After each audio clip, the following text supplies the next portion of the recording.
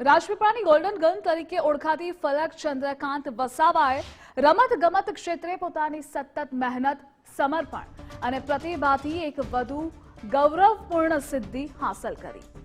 તાજેતરમાં ઉત્તરાખંડ ખાતે યોજાયેલી trampoline gymnastic national championship 2025 junior કેટેગરીમાં ગોલ્ડ મેડલ જીતીને નર્મદાનું નામ રોશન કર્યું છે.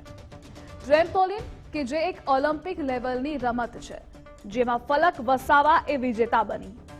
વર્ષ 2024માં સુરત ખાતે યોજાયેલી ટ્રેમ્પોલિન જિમ્નાસ્ટિક નેશનલ ચેમ્પિયનશિપમાં તેણે સબ જુનિયર કેટેગરીમાં સિલ્વર મેડલ મેળવી પોતાની પ્રતિભાનો પરિચય આપ્યો હતો. સખત શ્રમ અને દ્રઢ નિશ્ચય સાથે આગળ વધતી ફલકે હવે જુનિયર ગ્રુપમાં પણ ગુજરાતનું પ્રતિનિધિત્વ કરતા ગોલ્ડ મેડલ પ્રાપ્ત કર્યો.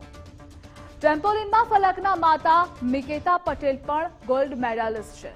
તેઓ પણ આ ગેમમાં 1999થી જોડાયેલા છે, જેથી માતા જ ફલક વસાવાના કોચ છે.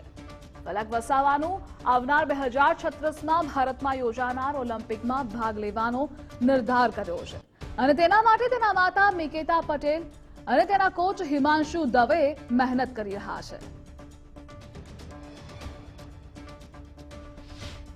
રાજપીપળા ખાતે ડૉક્ટર જયશંકર શ્રીના કેન્દ્રીય મંત્રી દ્વારા અહીંયા જે સુવિધા ઉપલબ્ધ થઈ તેનાથી પણ અમને ખૂબ લાભ થયો છે ફલકને, અને બંને જગ્યાએ પ્રેક્ટિસ કરી અને એ રીતે ઉપર આવી અને એને નેશનલ ચેમ્પિયનશિપમાં એને સિલેક્ટ થઈ અને સબ જુનિયર લેવલે એણે કેરેલા ખાતે ગોલ્ડ મેડલ, બોમ્બે ખાતે સિલ્વર મેડલ અને સુરત નેશનલ ચેમ્પિયનશિપ જિમ્નાસ્ટિક મેળામાં પણ એને ગત વર્ષે એણે સિલ્વર મેડલ પ્રાપ્ત કર્યો છે નેશનલ ચેમ્પિયનશિપમાં.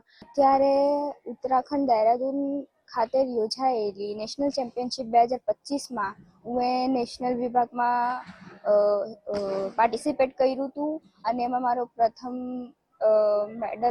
ગોલ્ડ મેડલ આવ્યો છે.